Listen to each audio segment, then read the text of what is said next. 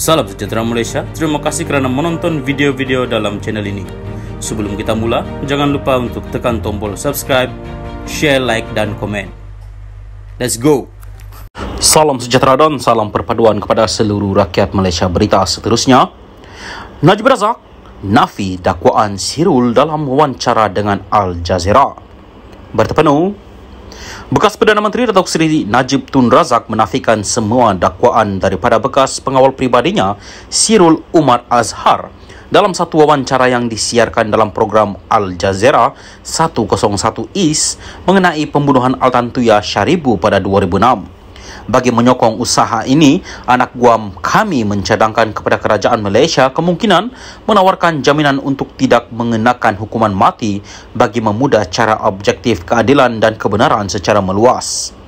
Anak guam kami, Najib, mempertahankan kesemua hak perundangan dan remedi dalam perkara ini terhadap Sirul, Al Jazeera dan wartawannya Mary Ann Jolie. Beliau bakal teguh menafikan sebarang penglibatan dalam kematian tragik Altan Tuya Syaribu menerusi jenayah yang amat kejam itu, katanya.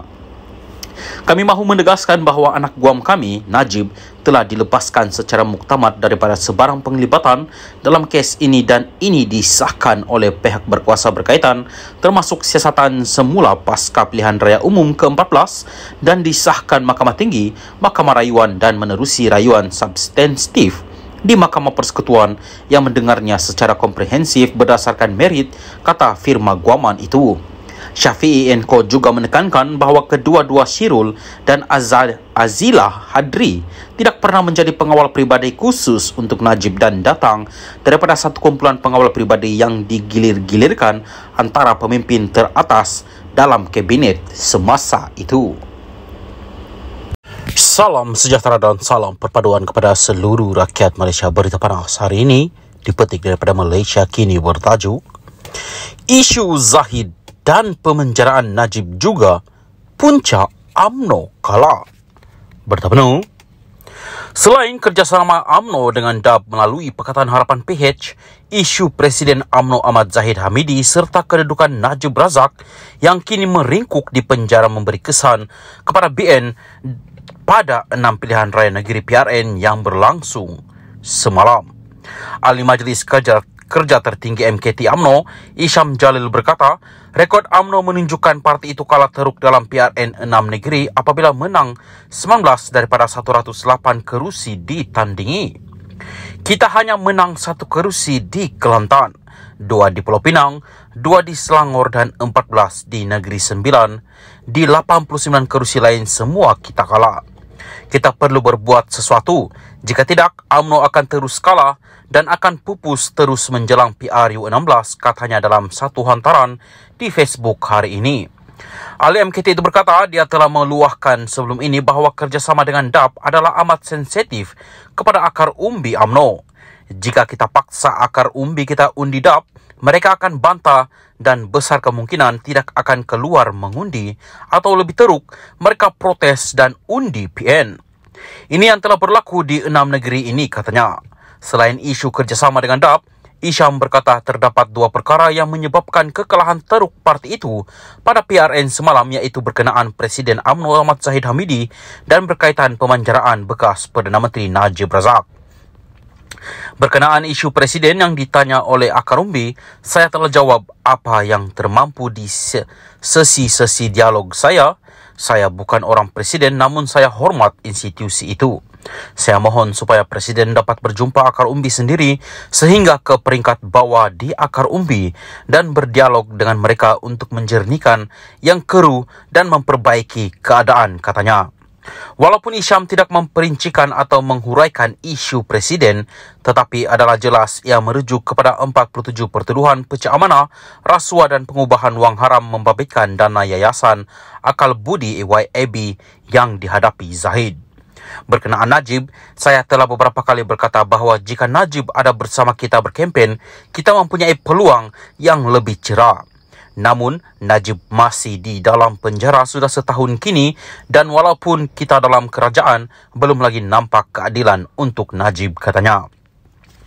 Menurutnya, Najib kerap berkata kepadanya bahawa dia bukan mahu kesnya digugurkan, tetapi mahu mendapat perbicaraan yang adil dan ia masih belum berlaku. Saya telah cadang supaya kerajaan membenarkan tahanan di rumah untuk Najib sementara dia menjalani proses pengampunan atau perbicaraan semula atau sebagainya. Saya harap kita melihat dan berusaha untuk memperbetulkan keadaan. Kita perlu melakukan sesuatu yang drastik kerana kita kini berada di keadaan yang getir dan kritikal.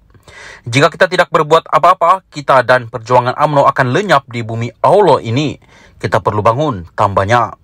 Najib sebelum ini dijatuhkan hukuman penjara 12 tahun dan didenda RM210 juta ringgit kerana didapati bersalah dalam kes rasuah SRC International yang membabitkan penyelewengan bernilai RM42 juta ringgit. Salam sejahtera dan salam perpaduan kepada seluruh rakyat Malaysia. Berita seterusnya, Mat Hassan nafi bakal dipecat kerana tak ngam dengan Anwar. Berita penuh, Menteri Pertahanan Muhammad Hassan menafikan dakwaan yang tular di media sosial bahawa dia akan dipecat daripada jawatan itu setelah didakwa tidak lagi sehaluan dengan Perdana Menteri Anwar Ibrahim. Hari ini semalam viral, saya akan dipecat daripada jawatan menteri saya sebab dikatakan saya tidak bersama dengan Perdana Menteri. Mangkuk-mangkuk ini tak tahu daripada semua kementerian pertahanan yang paling banyak mendapat peruntukan khas daripada PM. Ini pula nak mengadu domba kata Mat Hassan akan dipecat sebab apa saya tak bersama dalam kempen katanya di ceramah Malam Perpaduan Dun Paroi di Senawang malam tadi. Dia berkata demikian susulan beberapa video tular di media sosial mendakwa Muhammad yang lebih mesra dipanggil Tok Mat bakal dipecat sebagai Menteri Pertahanan. Timbalan Presiden UMNO itu juga didakwa tidak lagi bersama Perdana Menteri selain tidak menyertai kempen pilihan raya. Bagaimanapun Muhammad menjelaskan dia tidak dapat bersama dalam kempen kerana masalah kesehatan. Saya demam 4 hari, 40 darjah. Jadi janganlah mengadu domba macam-macam mengata saya katanya di hadapan lebih 200 hadirin. Sebelum ini dilaporkan Muhammad yang juga calon BN Dun rantau dijangkiti virus influenza dan diarahkan oleh doktornya untuk berehat dalam tempoh 2 minggu 3 hari daripada menyertai kempen pilihan raya. Ketika ditanya, Muhammad tidak memberitahu sama ada akan mengambil tindakan undang-undang terhadap pihak yang menyebarkan dakwaan tersebut.